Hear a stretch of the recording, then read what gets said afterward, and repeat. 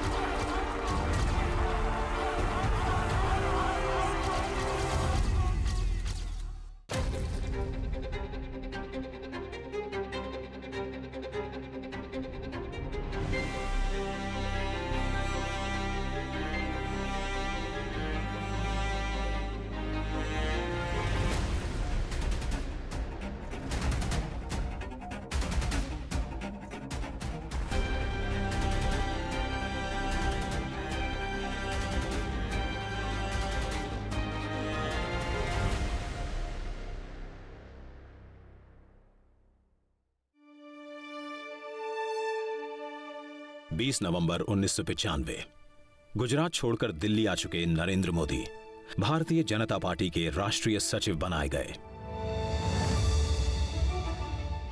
हरियाणा, चंडीगढ़, हिमाचल के बाद पंजाब और जम्मू कश्मीर का भी प्रभार मिला। मोदी की सियासी सूझबूझ ने कमाल दिखाया। हरियाणा और चंडीगढ़ में 1996 में बीजेपी बड़ी ताकत के तौर पर उभरी। 1998 में बीजेपी ने हिमाचल प्रदेश में सरकार बनाई, प्रेम कुमार धूमल की अगुवाई में। मोदी का कद राष्ट्रीय स्तर पर बढ़ता चला गया। 1998 में बीजेपी के संगठन महामंत्री बने। उस समय तो स्वयं होकर के बहुत छोटी छोटी चीजों पर भी वो ध्यान करने के लिए तत्पर रहते थे। उनके पास समय भी था। मुझे ध्यान है कि 1996 में मुझे अगर कंप्यूटर को सीखने की प्रेरणा देने वाले कोई व्यक्तित्व है तो नरेंद्र मोदी हैं। मई 1999 में पाकिस्तानी सेना की कारगिल में हुई घुसपैठ का भारत ने मुंहतोड़ जवाब देना शुरू कर दिया। हम शांति चाहते हैं, ये तो दुनिया ने देखा। अब दुनिया ये देखेगी कि हम शांति की रक्षा के लिए और अपनी शक्ति का भी प्रदर्शन कर सकते हैं। सेना का मनोबल बढ़ाने के लिए मोदी खुद कारगिल गए, घायल जवानों से अस्पताल में मुलाकात की। और एक घटना हम कभी नहीं भूल सकते, मोदी जी भी नहीं भूले होंगे। हम जवानों को जो सामान दे रहे थे वो रख रहे थे बेचारे, एक जवान ने हाथ ही नहीं किया। माइन ब्लास्ट में इस जवान के दोनों हाथ और दोनों पैर उड़ गए। मोदी जी ने उसके सिर पे हाथ रखा और प्यार से पूछा, बड़ा दर्द होता होगा। जवान ने कहा, सर कल शाम से नहीं हो रहा। सर कल शाम टाइगर हिल वापस ले लिया, मेरा दर्द खत्म हो गया। सबकी आंखों में आंसू थे उसकी वीरता को देखकर।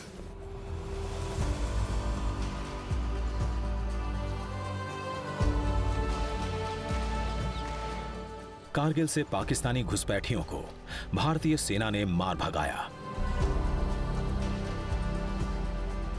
1999 में अटल बिहारी वाजपेयी के नेतृत्व में तीसरी दफा एनडीए की सरकार बनी। बीजेपी की बढ़ती ताकत में मोदी संगठन महामंत्री के तौर पर महत्वपूर्ण भूमिका निभा रहे थे। इत्तेफाक ये कि बीजेपी पूरे देश में मजबूत हो रही थी, लेकिन मोदी के अपने गृह प्रदेश में कमजोर। साल 2000 में हुए स्थानीय निकायों के चुनाव में बीजेपी को गुजरात में ज्यादातर जगहों पर हार का सामना करना पड़ा था। देश गणतंत्र दिवस मना रहा था, लेकिन गुजरात के लिए यह दिन काल बनकर आया।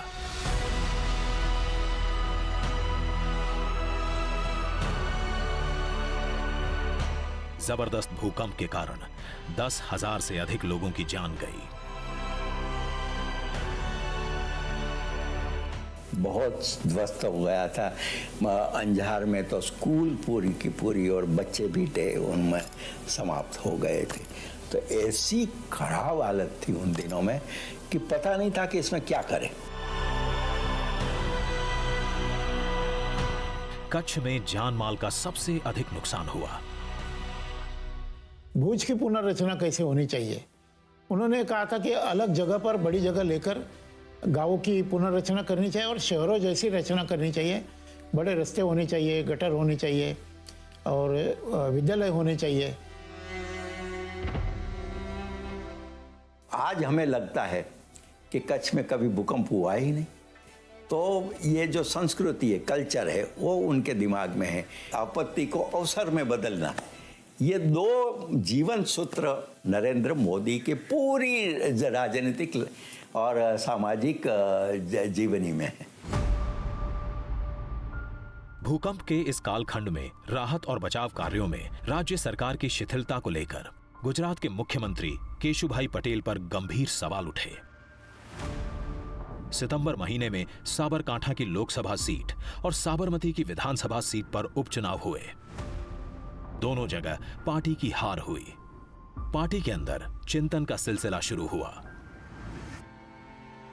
1 अक्टूबर 2001 माधवराव सिंधिया के साथ विमान दुर्घटना में मारे गए कैमरामैन गोपाल सिंह बिष्ट का दिल्ली में अंतिम संस्कार हो रहा था। नरेंद्र मोदी भी वहीं मौजूद थे। उनके मोबाइल फोन की घंटी बजी। लाइन पर थे प्रधानमंत्री वाजपेयी। कहा, शाम में मिलने के लिए आओ। मोदी वाजपेयी से मिलने गए। गुजरात वापस लौटने का फरमान मिला मुख्यमंत्री के तौर पर।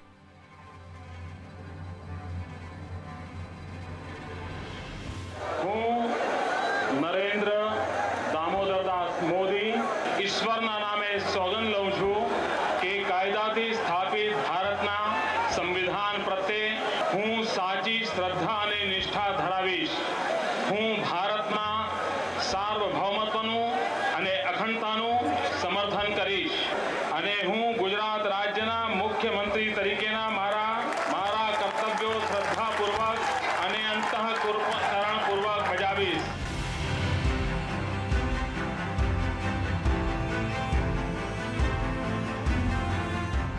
मुख्यमंत्री पद संभालते ही नरेंद्र मोदी अपनी मां हीराबा के पैर छूने गए। मां ने आशीर्वाद के साथ सीख भी दी, बेटा कोई घूस दे तो लेना मत।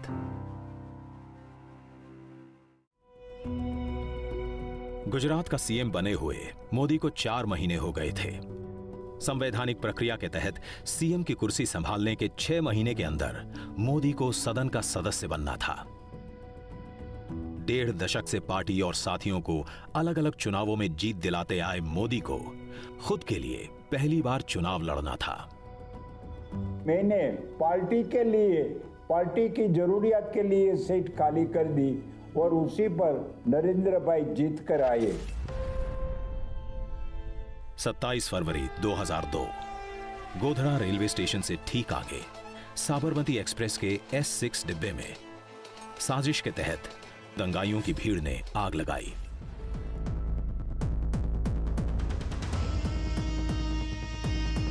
निशाने पर थे वो कार सेवक जो अयोध्या से लौट रहे थे। आगजनी में 59 लोगों की मौत हुई। अगले ही दिन गुजरात के ज्यादातर हिस्सों में दंगे भड़क उठे। उन्होंने बाकी जो राज्य थे इंक्लूडिंग कांग्रेस के राज्य, उनसे मदद मांगी कि मुझे पुलिस चाहिए। वो पुलिस की मदद मिली नहीं उनको। आर्मी की मदद मांगी उन्हें, आर्मी आ गई दूसरे दिन। जो ये पूरा प्रचार था कि भाई उन्होंने दंगों को भड़काया, वो बिल्कुल दुष्प्रचार था। 28 फरवरी की देर रात वायुसेना के विमानों से सैनिक अहमदाबाद पहुंचे। दंगों को लेकर विपक्ष ने मोदी पर हमले शुरू कर दिए। ये भी मोदी जी के लिए एक बड़ा चैलेंज था, गुजरात को संभालना, कम्युनिटी हार्मनी को संभालना, जिन्होंने गुंडागिर्दी की थी उनको नसीहत देना, और देश भर के सूडो सेक्युलरिस्ट मोदी ने ये किया है, मोदी ने ये किया है, मोदी जी को बदनाम करने के लिए पूरी कोशिश की। डिक्शनरी में जितने खराब शब्द है आज, वो सभी मोदी जी के लिए यूज हुआ उस वक्त। तभी भी मोदी जी ने कोई धैर्य नहीं छोड़ा। विपक्षी पार्टियों का हमला जारी रहा।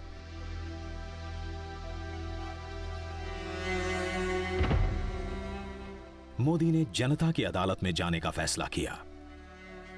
जुलाई 2002 में गुजरात विधानसभा को भंग करने की सिफारिश की। 10 साल बाद मोदी एक बार फिर से रथ पर सवार हुए। गुजरात के गौरव को स्थापित करने के लिए नाम दिया गौरव यात्रा का। ये भी राजनीति में मोदी जी ने प्रस्तावित किया है कि पूरा हिसाब देना, अपने जो हमको वोट दिया, हमने क्या किया है, उसका हिसाब देने के लिए वो जाते थे। और गुजरात स्पिरिट, गुजरातियों का स्पिरिट्स, उनको बढ़ावा मिले, उस वक्त गुजरात का आत्मगौरव बढ़े, तो गौरव यात्रा उस वक्त इस मुद्दे पर उन्होंने पूरी गुजरात में घुमाई थी। यात्रा को अपार जन समर्थन मिला। पार्टी को गुजरात विधानसभा की 182 में से 127 सीटें हासिल हुईं। मोदी का दूसरा शपथ ग्रहण। હું ભારતના સાર્વભૌમત્વનું અને અખંડતાનું સમર્થન કરીશ।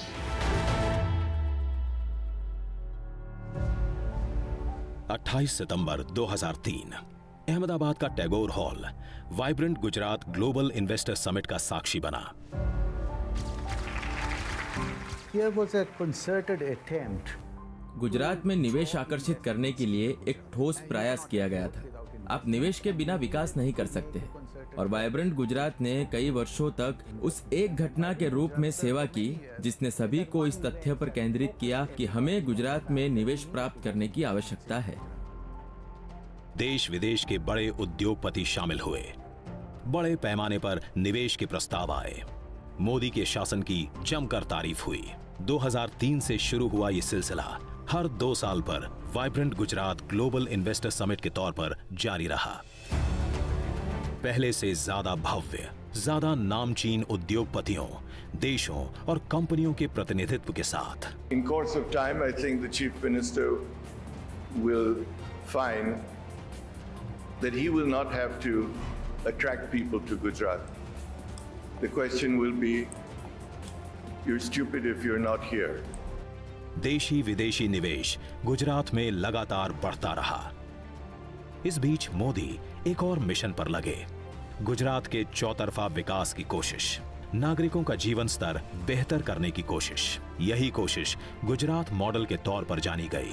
देश विदेश हर जगह उनका जो था वो स्किल एंड स्केल, ये एक महत्वपूर्ण उनका सूत्र बना रहा। स्किल डेवलप करना है, वोकेशनल जो चांसेस है, वोकेशनल कोर्सेज है, उसको डेवलप करना चाहिए और लोगों को एम्प्लॉयमेंट कैसे मिले, इसकी और उन्होंने ध्यान दिया।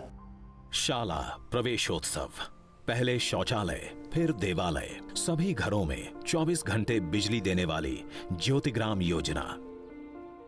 24/7 इलेक्ट्रिसिटी का गुजरात में शुरू किया, तब पूरा हिंदुस्तान में जो है 24/7 इलेक्ट्रिसिटी किसी को दे सकते हैं, हर घर में दे सकते हैं, ये तो कोई सोच ही नहीं सकते थे। खेत की पैदावार बढ़ाने के लिए सॉइल हेल्थ कार्ड, कृषि महोत्सव। એટલે જેમ ખેતરમાં પરિવર્તન, ખેડૂતમાં પરિવર્તન, પાકમાં પરિવર્તન, એમ કૃષિની સંપૂર્ણ વ્યવસ્થા બાબતમાં પણ પરિવર્તન। चमकते सरकारी अस्पताल, मेडिकल कॉलेजों की संख्या में भारी भरकम इजाफा। रर्बन मिशन, शहर जैसी सुविधाएं गांव में।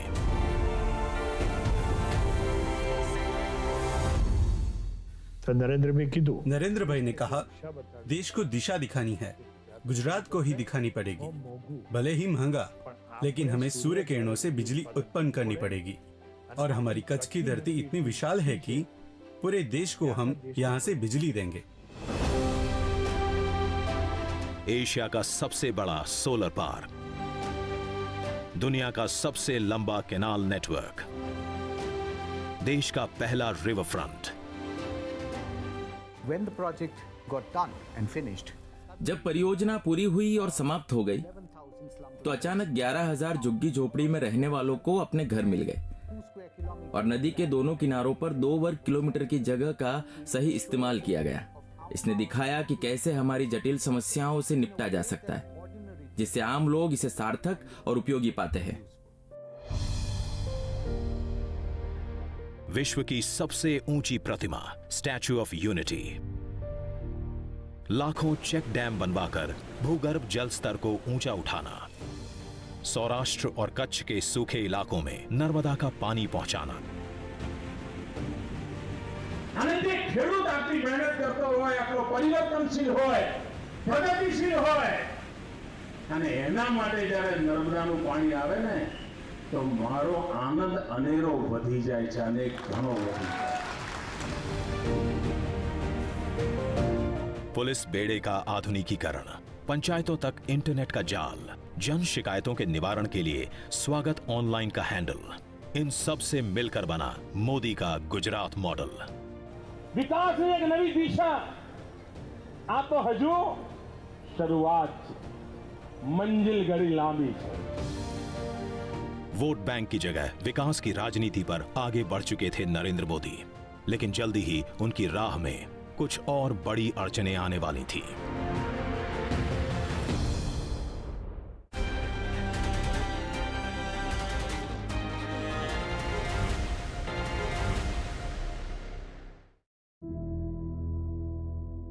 गुजरात के मुख्यमंत्री के तौर पर नरेंद्र मोदी को धरने पर बैठने के लिए मजबूर होना पड़ा।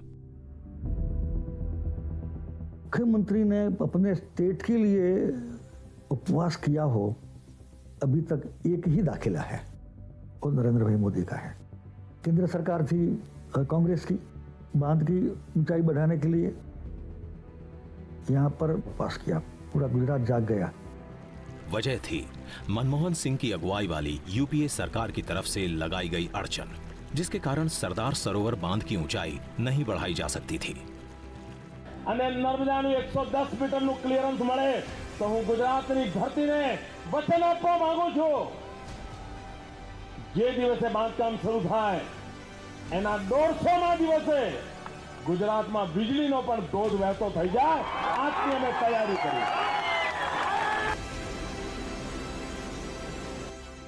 मोदी का उपवास 52 घंटे चला, गुजरात की मांग पूरी हुई।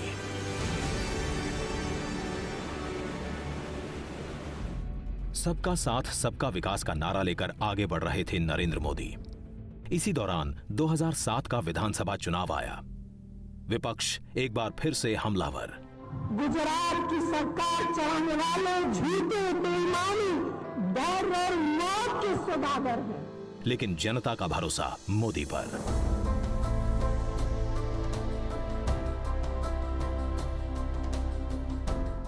2007 में हुए विधानसभा चुनावों में बीजेपी को बड़ी कामयाबी हासिल हुई। मोदी का सिक्का और जमा, अजीत की छाप मजबूत हुई। 3 अक्टूबर 2008 ममता बनर्जी के हिंसक विरोध के कारण पश्चिम बंगाल के सिंगूर से अपनी ड्रीम कार नैनो का प्लांट बंद करने का ऐलान रतन टाटा को करना पड़ा। टाटा परेशान थे, कहां जाएं, किस जगह नैनो का प्लांट लगाएं। उसी समय उनके मोबाइल पर एक छोटा सा एसएमएस आया, सुस्वागतम। संदेश भेजने वाले थे नरेंद्र मोदी। रतन टाटा ने क्षण भर की देरी नहीं की और मन बना लिया गुजरात में टाटा नैनो का प्लांट लगाने का। We've been through a rather sad experience from a small quarter of the residents of West Bengal, despite the state government's efforts. And so quickly and so efficiently and with so much enthusiasm, we now have a new home.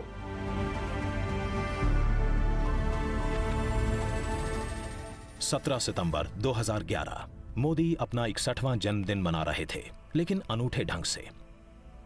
अपने जन्मदिन के मौके पर मोदी ने 3 दिन के सद्भावना उपवास की शुरुआत की।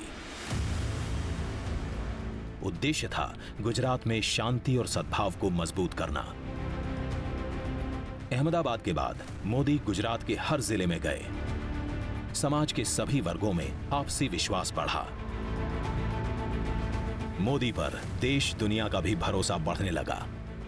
अंतर्राष्ट्रीय पत्रिका टाइम ने 16 मार्च 2012 के अपने अंक में मोदी को कवर पर जगह दी। टिप्पणी थी, मोदी मीन्स बिजनेस। एक मत गुजरात भाजपा सरकार के नारे के साथ नरेंद्र मोदी चुनाव मैदान में उतरे, जीत की हैट्रिक लगाई। मोदी को देश के अगले पीएम के तौर पर देखा जाने लगा। कई राज्यों से जो लोग आते थे हमें बोलते थे कि मोदी जैसा काश हमारे सीएम होते तो हमारा भी राज्य ऐसा होता। ठीक है, अगली बार हम उनको प्रधानमंत्री बनना चाहते हैं।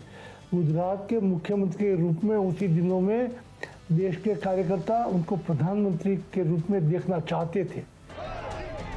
आम जनता के दिल में मोदी ने अपने लिए जगह बना ली। 13 सितंबर 2013 देश में चल रही मोदी लहर का अंदाजा बीजेपी के बड़े नेताओं को भी था। पार्टी ने मोदी को पीएम उम्मीदवार के तौर पर पेश कर दिया। संसदीय दल ने यह फैसला किया है कि श्री नरेंद्र मोदी को आगामी लोकसभा चुनाव के लिए प्राइम मिनिस्ट्रियल कैंडिडेट के रूप में प्रोजेक्ट किया जाए।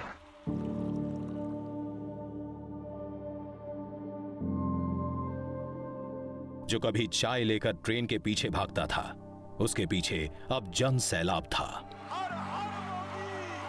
नरेंद्र मोदी का चुनावी अभियान जोर शोर से शुरू हो गया।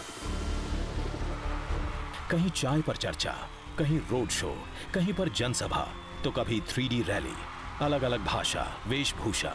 नरेंद्र मोदी देश के हर हिस्से में प्रचार के लिए गए, लेकिन हर जगह सभा में गूंज एक ही। 16 मई 2014 मतगणना शुरू हुई। लोकसभा की 543 सीटों में से एनडीए ने 336 पर जीत दर्ज की। अकेले बीजेपी को 282 सीटें मिली।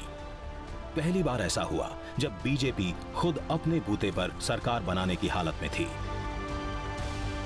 नरेंद्र मोदी वाराणसी और वडोदरा दोनों सीटों पर रिकॉर्ड मतों से जीते।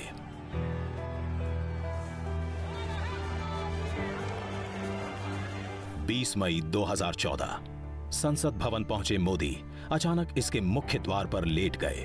प्रणाम किया संसद भवन को। आखिर प्रजातंत्र की खासियत ही थी जो वडनगर के एक गरीब घर में जन्मा हुआ व्यक्ति पूरे देश की बागडोर संभालने जा रहा था। बीजेपी के संसदीय दल के नेता के तौर पर मोदी का चुनाव हुआ।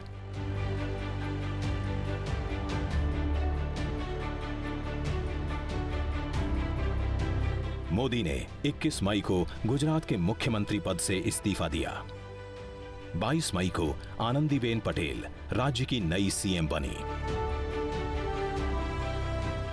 उसी शाम अहमदाबाद एयरपोर्ट से मोदी दिल्ली के लिए रवाना हो रहे थे। भावनाओं का ज्वार उठा, आंखें नम हुईं, जुबान से निकले दो शब्द, आवजो, आवजो गुजरात।